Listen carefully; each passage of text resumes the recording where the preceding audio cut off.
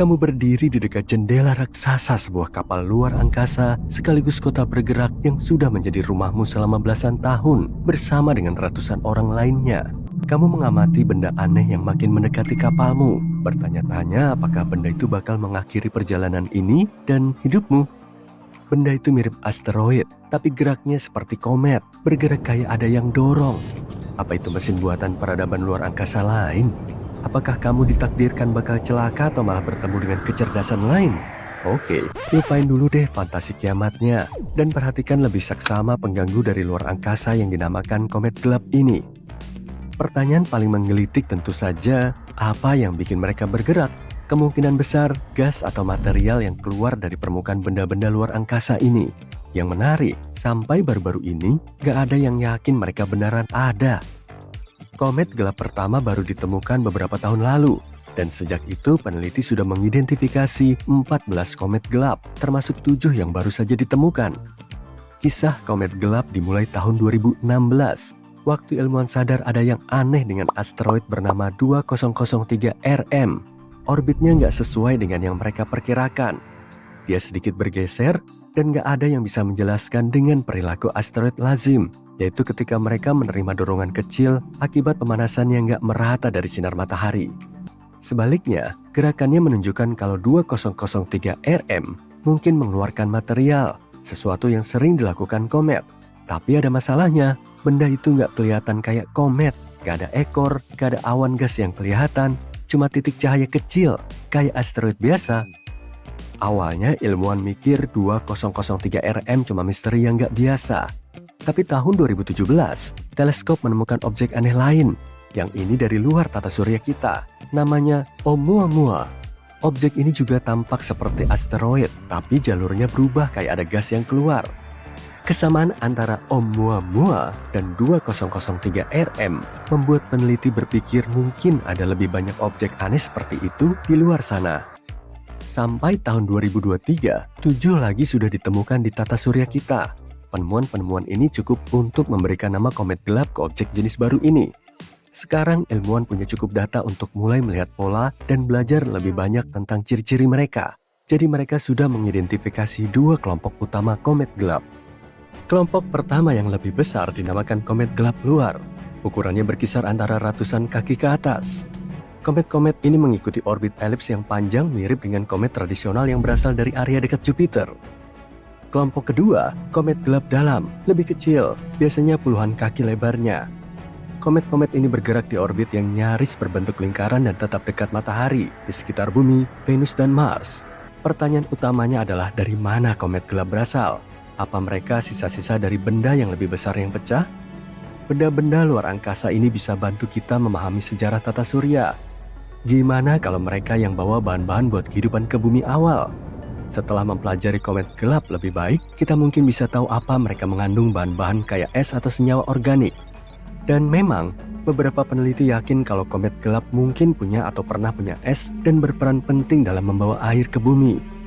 Menurut beberapa penelitian, beberapa asteroid di sabuk asteroid wilayah antara Mars dan Jupiter yang dipenuhi puing-puing berbatu mungkin punya es di bawah permukaannya.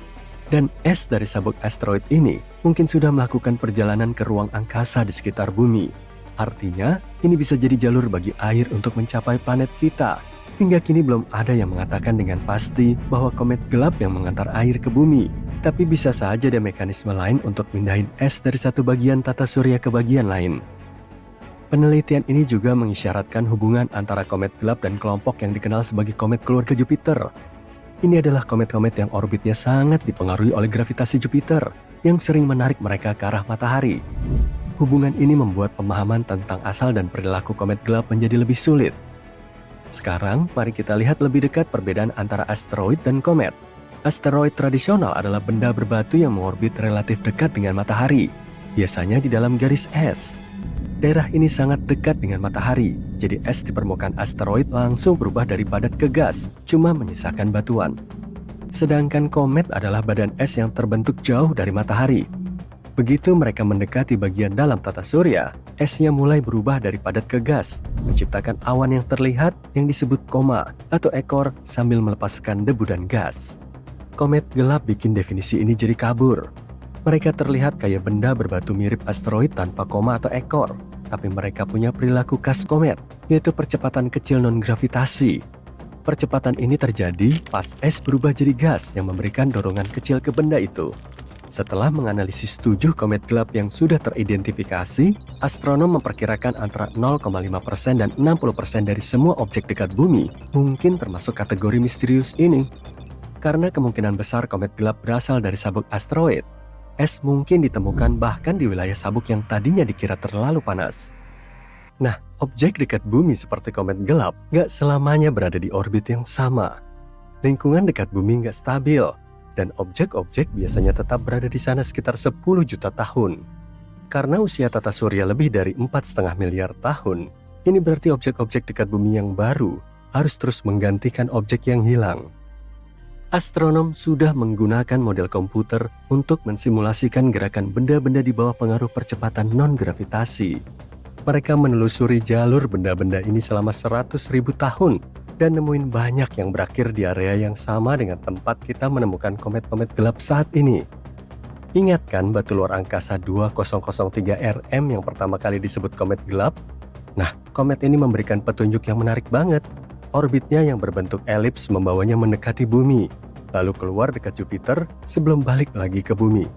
Lintasan ini sesuai dengan prediksi para ilmuwan mengenai komet keluarga Jupiter, sebuah objek yang kemungkinan besar terlempar ke dalam dari orbit aslinya. Tapi kebanyakan komet gelap lain yang dipelajari tampaknya berasal dari area dalam sabuk asteroid dekat Mars. Komet gelap seringnya kecil dan berputar dengan cepat. Astronom sering menggambarkan mereka sebagai es batu kotor. Soalnya objek ini merupakan campuran batu dan es. Dan ketika melewati garis es, esnya mulai berubah jadi gas. Proses ini nggak cuma menyebabkan percepatan non-gravitasi kecil, tapi juga meningkatkan laju perputarannya. Dan makin cepat objek-objek ini berputar, makin mudah mereka pecah jadi serpihan yang lebih kecil. Potongan yang pecah juga punya es. Ketika perputaran makin cepat, potongan pecah lebih kecil lagi. Proses ini terus berlanjut sampai hanya tersisa benda-benda yang sangat kecil dan berputar cepat. Siklus fragmentasi ini menjelaskan kenapa komet gelap seringnya kecil banget.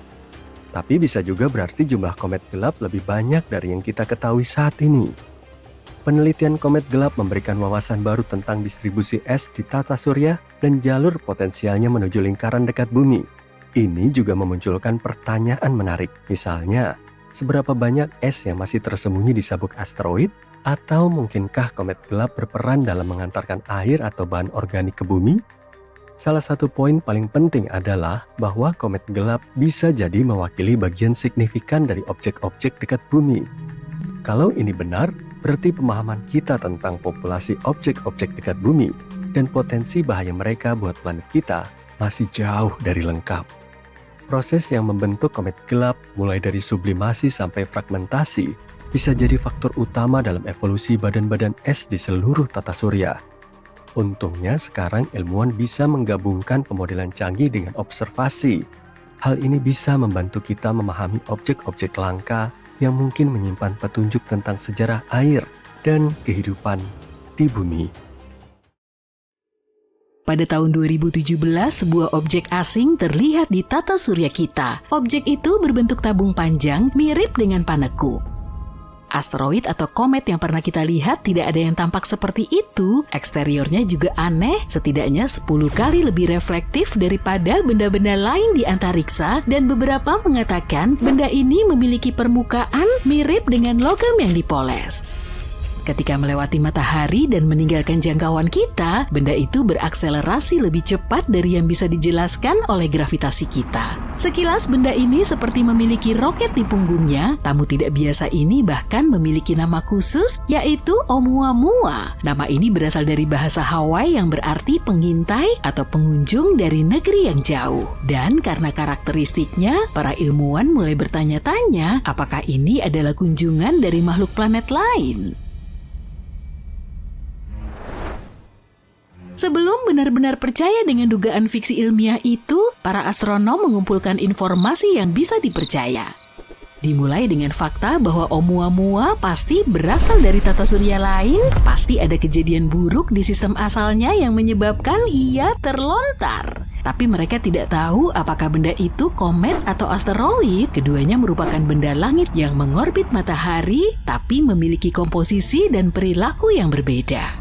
Komet sebagian besar tersusun dari es, debu, dan material berbatu yang sering disebut sebagai bola salju kotor. Ketika komet mendekati matahari, panasnya menyebabkan es menguap, melepaskan partikel gas dan debu ke angkasa. Hal ini menciptakan ekor bercahaya terang yang bisa memanjang hingga jutaan mil. Komet umumnya memiliki orbit elips yang seringkali membawa mereka dari bagian terjauh tata surya menuju ke matahari.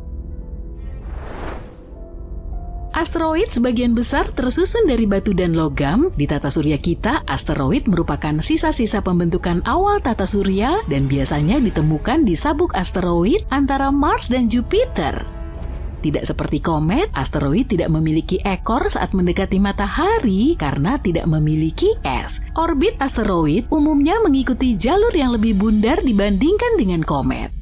Menurut perhitungan, Oumuamua seharusnya adalah komet karena tampaknya berasal dari lokasi yang berbeda di alam semesta. Namun Oumuamua tidak menunjukkan tanda-tanda khas aktivitas komet. Oumuamua tidak memiliki ekor dan tidak memuntahkan gas saat melintas. Tidak sepertiku. Meskipun berperilaku seperti komet, Oumuamua lebih mirip asteroid. Pertanyaan besar lainnya adalah bagaimana awal mula para ilmuwan bisa menemukan Oumuamua? Mengingat luasnya ruang dan waktu di galaksi, hal ini sungguh luar biasa. Bintang-bintang memiliki masa hidup jutaan atau miliaran tahun, dan pembentukan tata surya membutuhkan waktu ratusan juta tahun. Bahkan objek tercepat pun membutuhkan waktu puluhan ribu tahun untuk bergerak dari satu bintang ke bintang lainnya. Sebaliknya, manusia baru mengamati langit dengan teleskop selama sekitar 400 tahun, hanya sepenggal kecil dari waktu kosmik. Dan baru dalam beberapa dekade terakhir, bahkan beberapa tahun terakhir, kita memiliki teknologi untuk mendeteksi dan melacak objek-objek redup yang bergerak cepat. Entah batu-batu seperti ini berlimpah atau kita memang sangat beruntung bisa mendeteksinya, atau benda ini memang ingin dilihat. Pertanyaan lainnya adalah dari mana objek seperti itu mungkin berasal? Sangat tidak mungkin Oumuamua berasal dari sistem tata surya yang sudah matang dan stabil karena sistem seperti itu tidak melontarkan banyak materi untuk mengisi galaksi. Sesekali sebuah batu bisa saja terlontar, tapi jarang sekali batu tersebut bisa meluncur jauh, sedangkan sistem yang masih muda berperilaku berbeda. Di lingkungan yang masih kacau, tabrakan, penggabungan, dan migrasi terjadi di mana-mana. Banyak sekali batuan kecil di sana, calon-calon yang sempurna untuk dilontarkan. Tata surya yang melontarkan Oumuamua pasti memiliki planet yang mirip dengan Jupiter. Ukuran dan gravitasinya yang masif bisa mempengaruhi objek-objek lain dalam sistem sehingga berpotensi untuk terlontar. Tapi tidak semua sistem keplanetan memiliki planet seukuran Jupiter. Seringkali planet-planet masif berada dekat dengan bintang induknya dan menjadi versi Jupiter yang lebih panas. Planet-planet seperti ini yang mengitari matahari dengan nyaman, kecil kemungkinannya untuk melontarkan serpihan. Planet-planet mirip Neptunus mungkin juga berperan. Meskipun tidak semasif Jupiter, mereka cenderung menyebut daerah terluar tata surya sebagai rumah mereka. Tata surya kita memiliki sabuk Kuiper, tempat penampungan komet di bagian terluarnya. Pada masa awal pembentukan tata surya, interaksi antara planet mirip Neptunus dan puing-puingnya umum terjadi. Akan tetapi menemukan planet serupa Neptunus di tata surya lain merupakan tantangan tersendiri. Metode yang digunakan untuk mendeteksi eksoplanet bekerja lebih baik pada objek masif yang dekat dengan bintang induknya, sehingga sulit untuk menemukan planet serupa Neptunus di tempat yang lebih jauh. Oumuamua juga dikaitkan dengan teori aneh tentang bagaimana kehidupan muncul di alam semesta, yaitu teori panspermia. Ini adalah hipotesis yang menyatakan bahwa kehidupan ada di seluruh alam semesta dan dapat didistribusikan di antara planet-planet dengan berbagai cara seperti asteroid, komet, atau bahkan pesawat antariksa. Hipotesis ini menyatakan bahwa kehidupan pasti berasal dari satu lokasi di alam semesta dan kemudian menyebar ke benda-benda langit lainnya. Para pendukung teori panspermia berpendapat kalau objek antar bintang seperti itu berpotensi membawa mikroba kecil yang merupakan bahan penyusun kehidupan di antara sistem-sistem bintang. Jika benda-benda seperti itu menabrak planet atau bulan, mereka bisa memindahkan materi-materi tersebut dan menyemai kehidupan di benda langit itu. Untuk saat ini belum ada bukti yang mendukung gagasan bahwa komet ini secara khusus membawa kehidupan antar sistem bintang.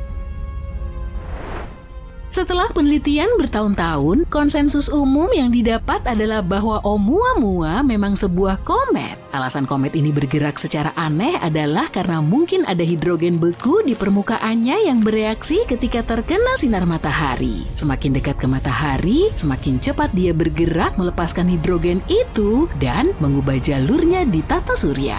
Warnanya juga mendukung teori ini, warnanya merah yang mungkin berarti dia telah terpapar sinar kosmik untuk waktu yang lama. Semakin lama terpapar oleh sinar-sinar itu, maka semakin banyak hidrogen yang dikumpulkannya. Tapi karena belum sepenuhnya yakin, para astronom punya rencana untuk mengikuti si pengunjung ini. Salah satu idenya adalah mengirim misi untuk memeriksanya. Komet ini sudah jauh dari kita, tapi mungkin belum terlambat. Kita mungkin bisa mengirimkan wahana yang cukup cepat untuk mengejar komet tersebut. Rencana ini dinamai Proyek Lyra dan bertujuan untuk menggunakan orbit Bumi dan Jupiter untuk melontarkan wahana cukup jauh untuk mencapai Oumuamua. Jika berhasil, ini akan menjadi wahana antariksa tercepat yang pernah dikirim ke luar angkasa. Salah satu potensi lintasan wahana antariksa ini adalah memanfaatkan tarikan gravitasi planet kita dan Jupiter sebagai efek lasso. Tapi bukan Ted Lasso ya. Wahana ini akan meninggalkan planet kita dan masuk kembali ke orbit bumi sebelum akhirnya dilontarkan untuk mendekati tarikan Jupiter. Wahana ini akan dikirim kembali ke dekat planet kita untuk kedua kalinya dan dilontarkan dengan kekuatan yang cukup untuk mencapai komet. Proyek Lyra juga ditujukan untuk mengikuti tamu jauh kedua bernama Borisov. Yang satu ini ditemukan oleh seorang astronom amatir dan kini namanya disematkan padanya. Yang menarik tentangnya adalah tampilannya yang bersih. Mirip dengan Oumuamua, kita juga belum pernah melihat yang seperti Borisov. Penelitian terhadap cahaya yang berasal dari awan debu dan gasnya menunjukkan kalau ia sangat bersih dibanding objek-objek antariksa lainnya. Setelah pertama kali ditemukan pada bulan Agustus 2019, para astronom mempelajari lintasannya di tata surya dan menyimpulkan bahwa Borisov juga berasal dari bintang lain. Tapi Borisov memberi kita lebih banyak waktu untuk mempelajarinya karena ditemukan lebih awal dalam perjalanannya melintasi wilayah kita. Para peneliti menggunakan teleskop canggih untuk melihat debu dari Borisov. Mereka menemukan Borisov melontarkan lebih dari 180 kg debu setiap detiknya.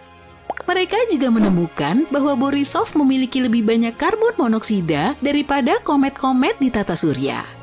Tapi jumlahnya tidak sama di seluruh bagian komet. Hal ini menunjukkan objek antariksa itu mungkin mulai terbentuk di dekat bintang induknya sebelum kemudian menjauh. Mungkin karena ada planet yang lebih besar di sistemnya. Cahaya dari Borisov jauh lebih terpolarisasi daripada cahaya dari komet-komet lain yang pernah kita lihat dan awannya sangat halus. Hal ini menunjukkan kalau Borisov tidak pernah berinteraksi dengan bintang lain.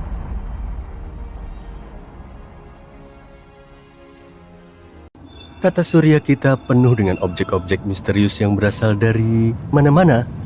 Pada bulan Oktober 2017, para peneliti di Hawaii melihat benda misterius yang mereka namai Oumuamua. Ini berarti pengunjung dari negeri yang jauh dalam bahasa Hawaii, atau itu adalah seekor sapi yang sangat besar. Benda ini mengikuti orbit pelarian, benar-benar melarikan diri dari tarikan gravitasi planetnya, seperti melempar bola keluar angkasa dan tidak akan pernah kembali lagi. Artinya, benda aneh ini datang dari suatu tempat di luar tata surya kita. Ada banyak sekali teori tentang benda itu. mulai dari asteroid sederhana hingga pesawat luar angkasa. Para ilmuwan bahkan mengira benda itu adalah bongkahan es nitrogen dari planet yang mirip Pluto. Bentuknya yang aneh hanya menambah misteri. Perubahan besar pada kurva cahaya menunjukkan bahwa benda ini bisa saja memanjang, seperti tabung, atau lebih pipih, seperti panekuk. Benda ini tidak seperti benda yang pernah kita lihat. Oumuamua tidak berperilaku seperti komet atau asteroid. Komet berbentuk es dan memiliki ekor yang terang saat melintas dekat matahari. Sedangkan asteroid pada dasarnya hanya berupa batuan dan tidak memiliki ekor. Oumuamua tidak memiliki ekor dan tidak melepaskan gas, seperti aku, tapi ia juga bukan batuan biasa. Permukaannya sangat mengkilap, hampir seperti logam yang dipoles. Ketika melintasi matahari, Oumuamua melesat dengan cepat seolah-olah ada roket yang menumpanginya, dan bukan gravitasi matahari yang memberi dorongan tiba-tiba pada Oumuamua. Para ilmuwan tidak tahu pasti apa penyebabnya. Jadi, apa ya? Setelah bertahun-tahun melakukan penelitian, para ilmuwan sekarang berpikir bahwa Oumuamua mungkin adalah komet dengan hidrogen beku di permukaannya. Hidrogen ini bereaksi dengan sinar matahari, mempercepat komet dan mengubah lintasannya. Oumuamua kemungkinan besar mendapatkan semua hidrogen tersebut karena terpapar banyak sekali sinar kosmik dalam waktu yang lama. Warna merah yang indah juga dihasilkan dari sinar-sinar tersebut. Oumuamua adalah pengunjung dari tata surya yang masih muda dan kacau, di mana tabrakan dan migrasi terjadi setiap saat.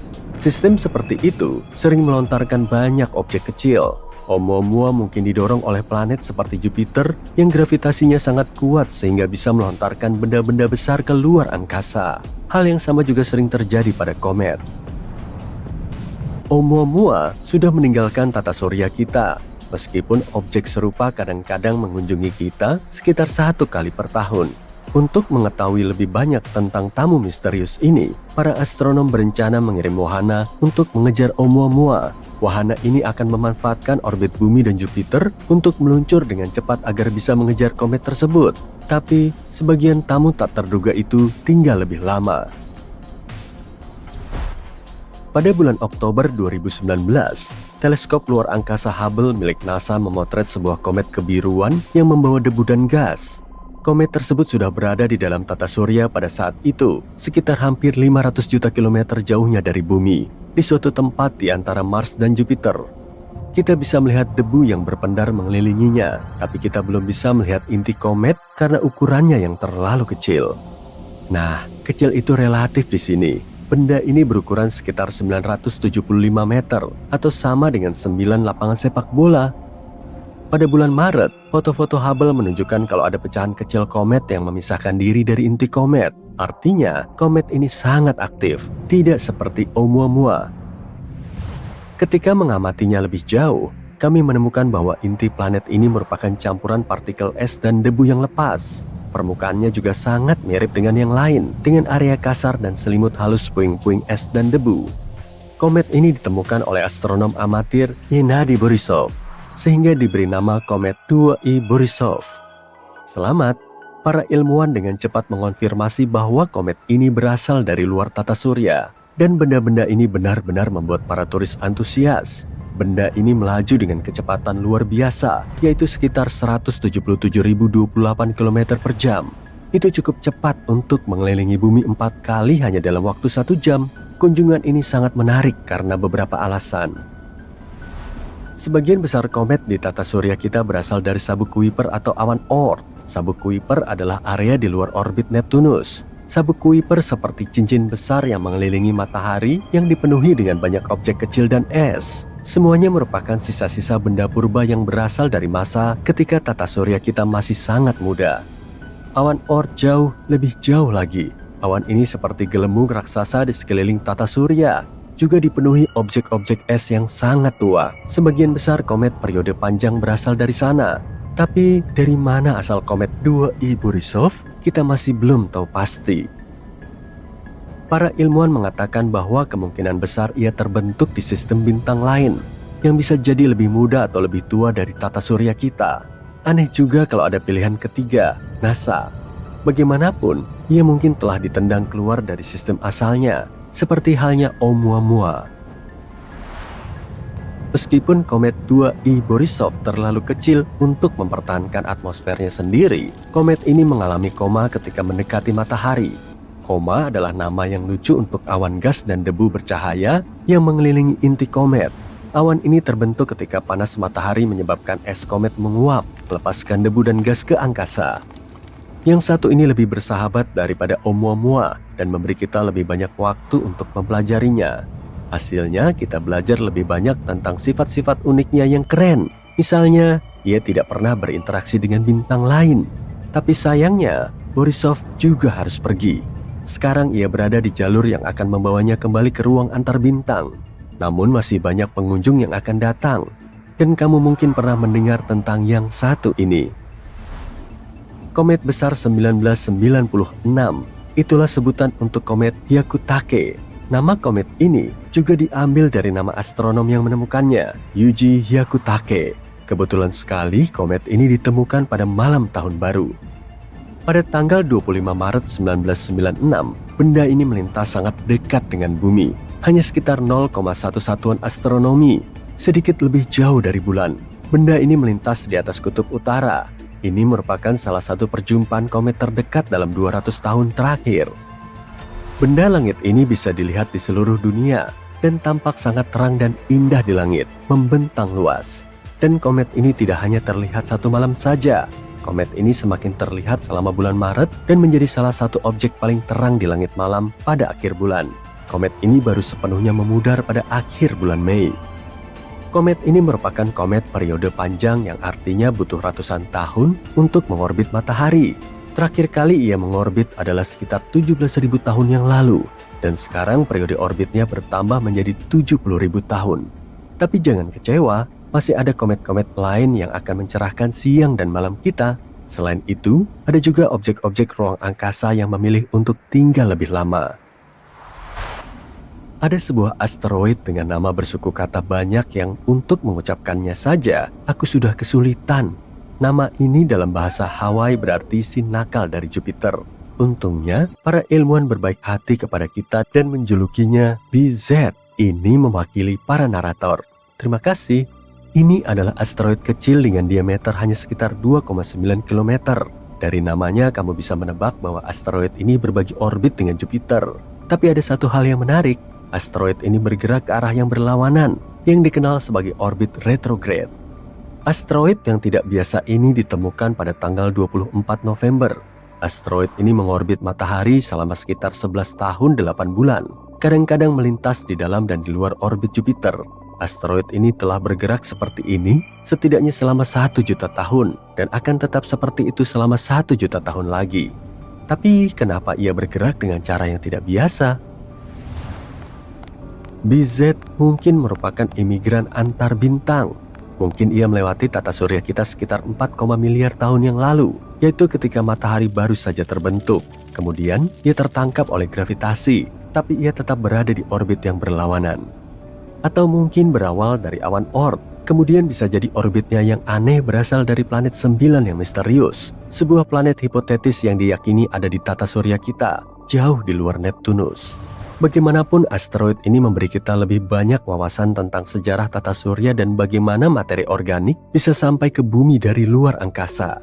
Pada waktu-waktu tertentu, ada ribuan objek di tata surya kita yang berasal dari luar angkasa. Objek-objek itu tinggal di sini untuk jangka waktu yang berbeda-beda. Tapi terkadang kita beruntung, dan semua itu akhirnya mengajarkan kita banyak hal tentang ruang antar bintang. Di sebuah galaksi yang sangat jauh, ada objek paling terang yang pernah ditemukan, yaitu ASAS SN 15LH. Para astronom sangat kebingungan bertanya-tanya soal apa yang bisa menghasilkan energi sebesar itu. Tapi ketika mereka mengira sudah menemukan jawabannya, objek ini lenyap di kedalaman antariksa, hanya menyisakan kenangan samar dan beberapa astronom yang kebingungan. Beralih ke hari ini, tampaknya alam semesta telah memainkan lelucon kosmik pada kita. Benar sekali, ASAS SN 15LH telah kembali. Dan kini lebih terang dari sebelumnya. Yuk kita lihat objek luar angkasa yang sangat terang ini. Peristiwa ini pertama kali terdeteksi pada 14 Juni 2015 dan terlihat di rasi bintang Indu sebelah selatan. Lokasinya berada di galaksi yang redup yang menunjukkan bahwa terkadang benda-benda paling terang datang dari tempat yang paling tak terduga. Ini seperti menemukan berlian di tumpukan batu atau coklat keping pada cookies kismis oatmeal. Jangan tersinggung ya bagi para pecinta kismis oatmeal di luar sana. ASASSN 15LH begitu terang hingga jika berada di galaksi kita, dia akan bersinar lebih terang daripada bulan purnama. Bayangin tidak ada malam, tidak ada bintang, hanya ada benda misterius yang menerangi langit seperti senter raksasa. Bukankah itu keren dan agak menakutkan? Yang pasti ini adalah peristiwa astronomi yang sangat menarik. Pada puncaknya, bintang ini 570 miliar kali lebih terang daripada matahari kita. Saking terangnya, kamu bisa dibutakan olehnya bahkan dari jauh. Bayangin nih, pada tahun 2015, para astronom menemukan objek paling terang yang pernah diamati. Itu adalah penemuan luar biasa karena para ilmuwan tidak tahu apa itu. Apakah itu supernova? Apakah itu TDI? Benda apa ya? Tapi begitu mereka mulai mempelajarinya, benda ini mulai memudar. Itu sangat mengecewakan. Para ilmuwan hanya bisa berteori dan bertanya-tanya apa kemungkinan benda itu. Tapi kemudian, di luar dugaan, ASASSN 15LH muncul untuk kedua kalinya dan tiba-tiba menjadi lebih terang. Para astronom bertanya-tanya, "Wah, kok bisa ya? Apa benda itu bangkit dari kubur?" Selama 40 hari, radiasi ultravioletnya bertambah dan meningkat 5 kali lipat. Kemudian radiasi tersebut sama selama beberapa bulan sebelum akhirnya menurun lagi. Para astronom pun berkata, "Oke, ini aneh." jadi apa sebenarnya benda ini dan apa yang menyebabkan kebangkitannya? Ada beberapa teori. Pertama, ada teori supernova super bercahaya. Supernova seperti akhir hidup sebuah bintang. Ketika sebuah bintang kehabisan bahan bakar, dia akan mencapai akhir hidupnya. Kemudian, bintang itu mengalami peristiwa dahsyat, melepaskan sejumlah besar energi dan cahaya. Peristiwa yang indah dan sangat terang ini disebut supernova. Ini seperti menjatuhkan mikrofon, hanya saja mikrofonnya adalah sebuah bintang. Jadi sebagian astronom menduga objek misterius ini mungkin sebuah supernova yang amat sangat besar. Jika dulunya sebuah bintang, ia mungkin 100 kali lebih masif dari matahari. Kita belum pernah melihat supernova seperti itu sebelumnya, tapi mungkin bintang ini sangat besar dan sangat menyukai perhatian. Selanjutnya ada teori magnetar. Jadi selama peristiwa supernova, inti bintang runtuh ke dalam dirinya sendiri dan membentuk objek yang sangat padat. Bayangkan marshmallow sebesar gunung, sekarang remaslah marshmallow itu sampai ukurannya kira-kira sebesar marshmallow biasa. Saking padatnya kalau kamu bisa berdiri di permukaan bintang neutron, yang mana nggak bisa lah, karena kamu akan tergencet gravitasi, beratmu akan setara 1 miliar gajah. Itulah yang terjadi pada bintang setelah bahan bakarnya habis. Inti yang tersisa dan sangat padat ini disebut bintang neutron. Jadi bisa dikatakan supernova layaknya pesta perpisahan sebuah bintang di mana bintang itu meledak dalam kobaran cahaya yang sangat terang. Dan bintang neutron adalah sisa-sisa yang tertinggal setelah pesta selesai, seperti kotak pizza dan kaleng kosong usai malam meriah bersama teman-teman. Sebagian ilmuwan menduga ASASSN 15LH mungkin serupa. Mereka menduga ini merupakan bintang yang kehabisan bahan bakar dan menjadi bintang neutron. Kemudian ia berputar sangat cepat sehingga menyemburkan materi yang sangat panas. Ini seperti saat kamu menyemprotkan air dari selang, tapi airnya sangat panas. Semburan ini bisa memanaskan materi di sekelilingnya dan membuat supernova menjadi lebih terang dari biasanya. Namun teman misterius kita ini bahkan lebih terang dari itu. Jadi teori ini mungkin salah, tapi nggak apa-apa, kita masih punya beberapa yang lain. Teori lain mengatakan itu disebabkan oleh tabrakan dua bintang neutron. Tabrakan semacam itu akan menghasilkan pemandangan yang sangat indah dengan banyak kilauan. Gagasan keren lainnya adalah ASASSN 15LH mungkin disebabkan oleh lubang hitam supermasif yang mencabik-cabik bintang yang berada terlalu dekat. Ini seperti monster lapar yang mengambil makanan lezat, tapi bukannya memakannya, monster itu malah mencabik-cabiknya dan membuat kekacauan besar. Teori ini mungkin yang paling keren ya. Dan terakhir, penjelasan yang paling membosankan. Teori ini menyatakan objek misterius ini mungkin tidak seterang yang kita kira. Sebaliknya, cahayanya diperkuat oleh gugus galaksi atau objek masif lainnya di luar angkasa. Ini seperti kalau kamu memakai kacamata yang membuat segala sesuatu terlihat lebih besar dan lebih terang. Jadi, itulah semua penjelasan yang mungkin dari peristiwa ini. Jika semua misteri ini masih belum cukup, ingatlah bahwa para ilmuwan tidak tahu kenapa objek ini bersinar lagi. Mereka mengira mungkin benda itu menabrak gas yang membuatnya sedikit lebih terang. Tapi setelah diperiksa, mereka tidak melihat apa-apa. Jadi, 2-0 untuk benda terang yang aneh itu.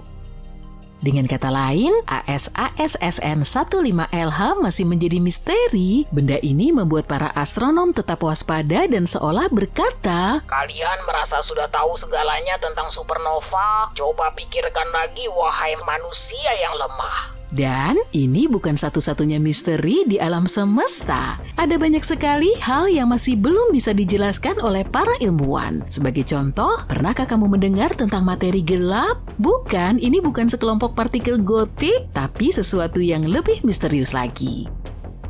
Materi gelap adalah zat yang membentuk sekitar 27% dari seluruh alam semesta. Tapi kita tidak bisa melihat, menyentuh, atau merasakannya meskipun ia ada di dekat kita. Para ilmuwan tahu materi gelap ada dari tarikan gravitasinya pada materi yang terlihat, seperti halnya burger keju yang memiliki tarikan gravitasi terhadapku.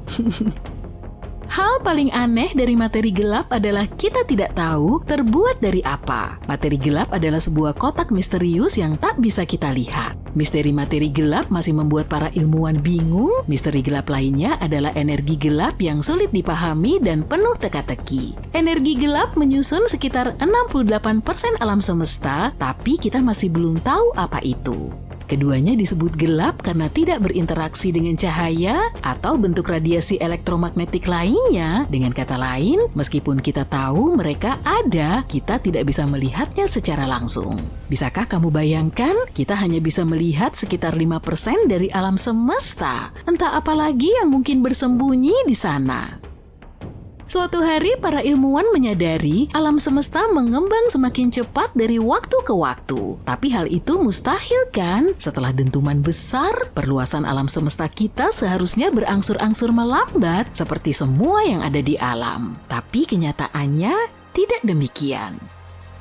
Jadi pasti ada sesuatu yang mendorongnya kan? Dan itulah awal mula para ilmuwan menyebut energi gelap, kekuatan misterius yang diduga mendorong alam semesta dan membuatnya berakselerasi seiring waktu. Tapi apa penyebabnya? Para ilmuwan masih belum tahu. Dan sampai kita tahu apa sebenarnya mereka, semua itu tetap akan menjadi salah satu misteri terbesar di alam semesta kita.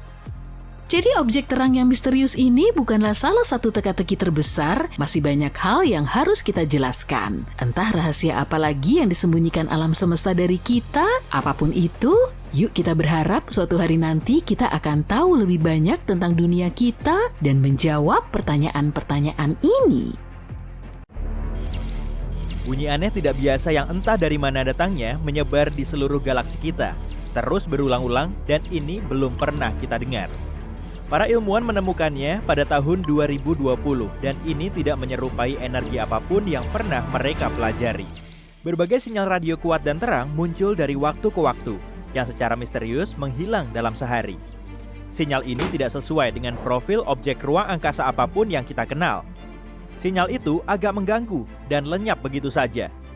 Saat para ilmuwan mencoba mencocokkannya dengan beberapa teleskop lain, sinyal itu menghilang. Bintang-bintang bermassa rendah terkadang menyala dengan energi radio, tapi bukan, karena sebagian besar bintang-bintang ini disertai sinar X. Bintang-bintang sangat padat yang kolaps seperti pulsar dan magnetar juga bukan pilihan. Solusi terdekat yang mereka punya adalah kelas objek misterius yang kita kenal sebagai Galactic Center Radio Source. Ini adalah sumber sinyal radio yang menjadi terang dan bersinar dengan cepat. Sinyal itu rusak di dekat pusat galaksi kita dan bisa membantu mengungkap misteri alam semesta. Kalau kamu punya mobil terbang yang bisa naik dengan kecepatan 95 km per jam, kamu cuma butuh 1 jam untuk memasuki ruang angkasa. Bulan agak lebih jauh, yakni 400.000 km, sekitar 10 kali keliling planet kita. Itu artinya perjalanan ke bulan akan seperti perjalanan keliling bola bumi 10 kali berturut-turut, yang akan makan waktu kurang dari 6 bulan. Perjalanan ke Pluto akan butuh waktu lebih dari 800 tahun. Proxima b adalah tetangga terdekat kita yang mirip bumi.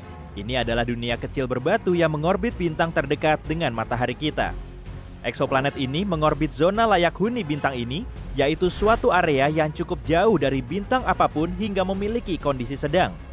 Tidak terlalu dingin atau terlalu panas bagi keberadaan air dalam keadaan cair, paling tidak secara hipotesis. Jika kamu mencoba pergi ke Proxima b dengan kecepatan roket bulan Apollo, yaitu 40.200 km per jam, kamu butuh waktu 112.000 tahun untuk sampai di sana. Mungkin kamu tidak akan bisa bernapas di sana. Tak ada yang tahu apakah Proxima b punya atmosfer. Manusia mengeksplorasi alam semesta sepanjang waktu, tapi kita cuma bisa melihat sekitar 5% materi di atas sana. Dan Albert Einstein adalah orang pertama yang menyadari ruang angkasa hampa sebetulnya tidak kosong.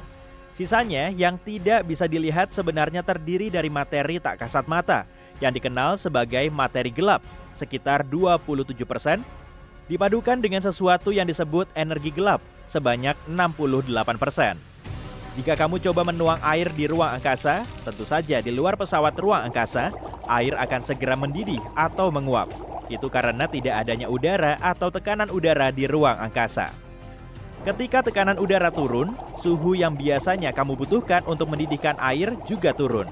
Dengan begitu, air jauh lebih cepat mendidih di puncak gunung daripada, misalnya, di permukaan laut.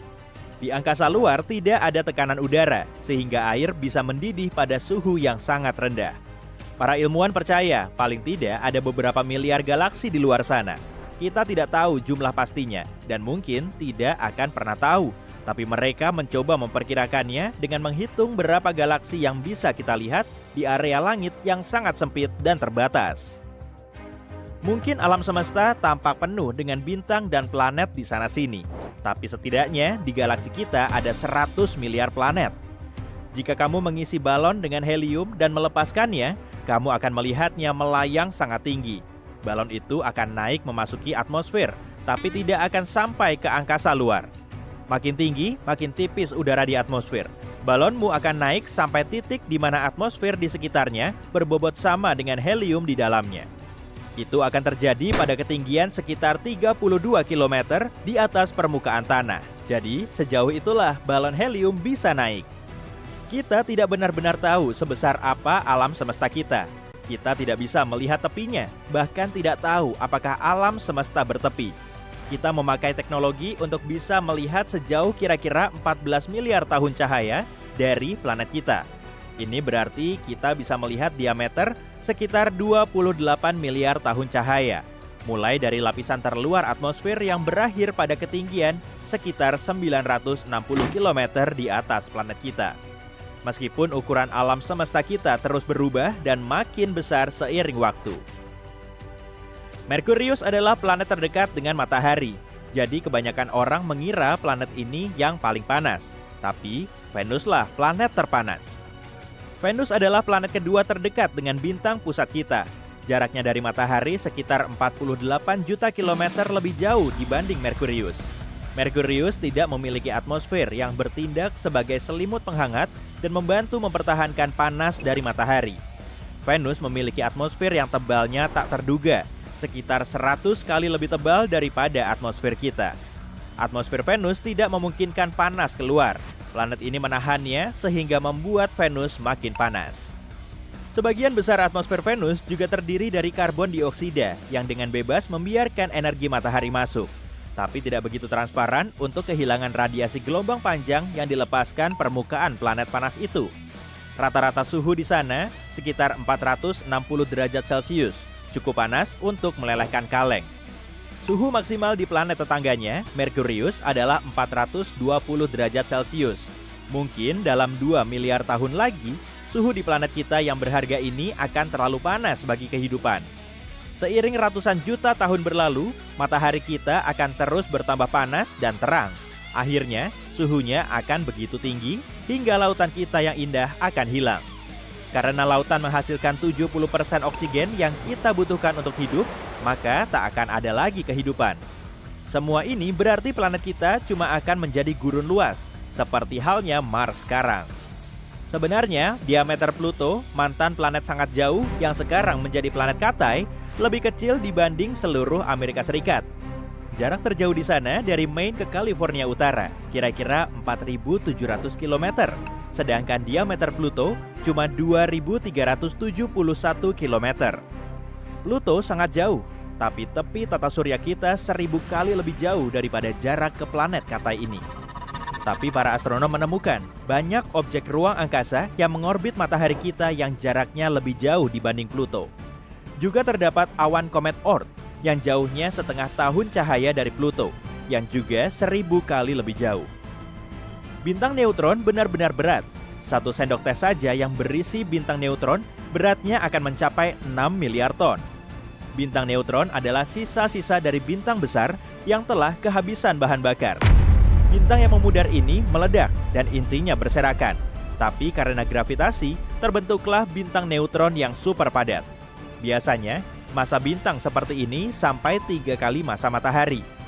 Tapi radiusnya cuma 9,65 km. Sebab ini adalah salah satu benda paling padat di alam semesta, setidaknya yang kita ketahui. Alam semesta mempunyai warna, dan warnanya itu semacam krem atau disebut juga cosmic latte. Alam semesta juga berbau. Baunya mengingatkan kita akan steak panggang atau logam panas. Setidaknya begitulah kata para astronot yang melayang-layang di ruang angkasa sana. Jika kamu ingin membuat pakaian antariksa, siap-siap aja kerja keras. Kita butuh 5.000 jam untuk membuat pakaian antariksa, dan biayanya lebih dari 14 miliar rupiah. Pakaian astronot yang sangat bagus terdiri dari 11 lapis bahan dan beratnya sekitar 50 kg. Dan pakaian ini harus nyaman. Kamu butuh lebih banyak ruang di dalamnya, sebab tubuhmu akan memanjang sekitar 5 cm di ruang angkasa. Saat kamu sedang melayang-layang di antariksa, gravitasi bumi tidak berdampak kepadamu. Itu sebabnya tulang belakangmu memanjang dan sedikit rileks, yang artinya mungkin kamu akan 3% lebih tinggi. Untuk 180 cm, tambahannya akan sekitar 5 cm. Tapi tenang, ini tidak permanen. Begitu turun ke bumi, kamu akan menyusut lagi ke ukuran biasa dalam beberapa bulan. Kalau kamu mau ngobrol sama teman, sebaiknya jangan di ruang angkasa ya, sebab di atas sana bunyi sama sekali tidak merambat. Di sana, jarak antar molekul begitu jauh, sehingga getaran bunyi tidak bisa menjangkaunya. Yang secara otomatis berarti molekul itu tidak bisa bergetar. Film-film tidak akurat dalam hal ini. Tak seorang pun bisa mendengarmu berteriak di angkasa luar. Kita bisa dibilang hidup di dalam matahari. Matahari bukan saja bola cahaya panas besar yang lokasinya 150 juta kilometer dari kita. Atmosfer luarnya jauh lebih luas lagi. Atmosfer ini melebar jauh di luar permukaan yang bisa kita lihat. Orbit planet kita melewati atmosfernya yang sangat tipis. Buktinya adalah ketika semburan angin matahari menghasilkan aurora australis dan borealis. Itu berarti bisa dikatakan kita tinggal di dalam matahari. Bukan cuma kita, planet-planet lain juga, termasuk Neptunus yang jauh.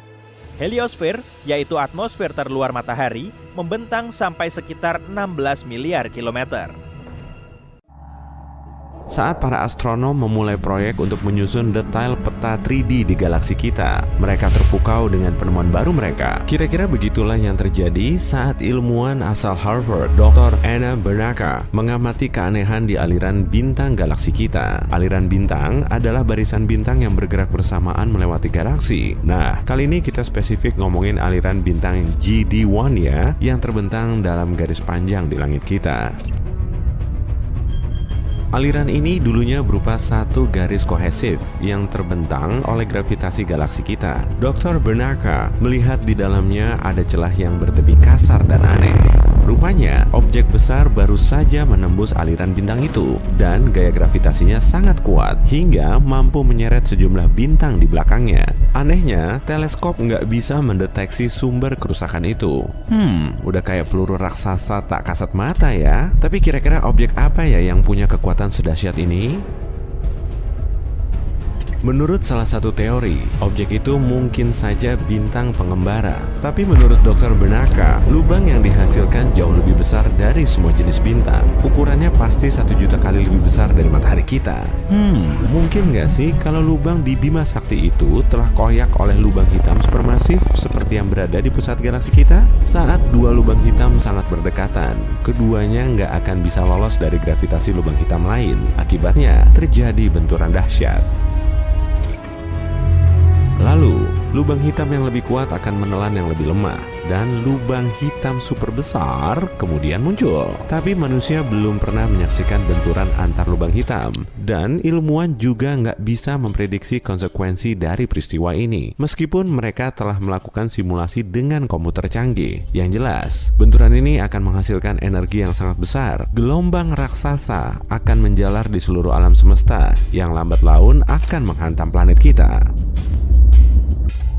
Kemudian, dua lubang hitam di suatu galaksi bisa saja nggak saling menyatu. Gini deh, semisal nih, lubang hitam supermasif yang ukurannya ratusan juta kali lebih besar dari matahari berputar-putar di pusat Bima Sakti dan kecepatannya super ngebut. Lubang hitam lain juga berputar mendekati lubang hitam kita tadi. Menurutmu, apa yang akan terjadi? Salah satunya akan terpental keluar lalu melesat hingga jauh, seperti frisbee yang melayang di udara. Lalu siapa yang berani jamin kalau lubang hitam ini nggak mengarah ke bumi? Tapi untungnya di dekat bumi nggak ada lubang supermasif, sehingga teori ini nggak bisa dijadikan dasar untuk menjelaskan fenomena lubang peluru misterius itu. Dr. Bernacca masih meyakini kalau penyusup itu kemungkinan objek yang bersinar mirip bintang. Setelah mengoyak Bima Sakti, ia pasti ngumpet di dalamnya. Tapi sekali lagi, hal ini terdengar mustahil karena ukurannya sangat besar. Diameternya saja sekitar 30-65 tahun cahaya. Tetap aja sih, objek yang bersinar sulit banget diprediksi lokasi jatuhnya. Lesatan objek itu pasti sangat cepat dan ukurannya nggak harus super besar kok, sampai bisa mengoyak aliran bintang. Atau bisa juga gerakannya lebih lambat, tapi bobotnya sangat berat. Para astronom belum tahu pasti kemungkinannya, dan mereka kesulitan memprediksi lokasi jatuhnya benda ini.